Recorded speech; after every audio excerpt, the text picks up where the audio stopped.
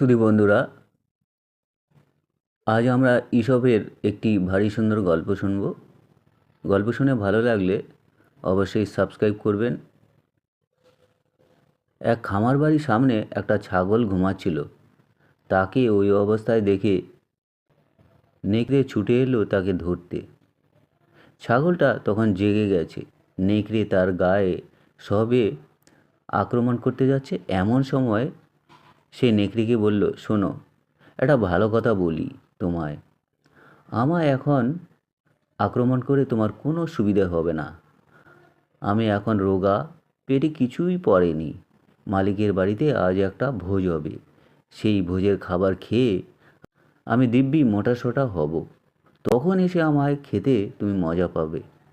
ছাগলের এই কথা শুনে নেকড়ে তখন আর তাকে আক্রমণ করল না, চলে গেল।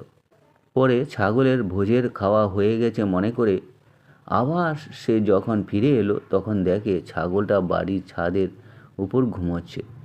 তখন ছাগলকে ডেকে বলল, আমি এসেছি, এবার তুমি নেমে এসো।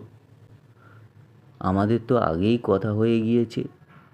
ছাগল তখন হেসে বলল, নিচে মাটিতে ঘুমন্ত অবস্থায় দেখে যদি আমাকে কোনো দিন আবার খেতে আসো, তাহলে আমার ভোজ খাওয়া পর্যন্ত আর অপেক্ষা করতে যেও না।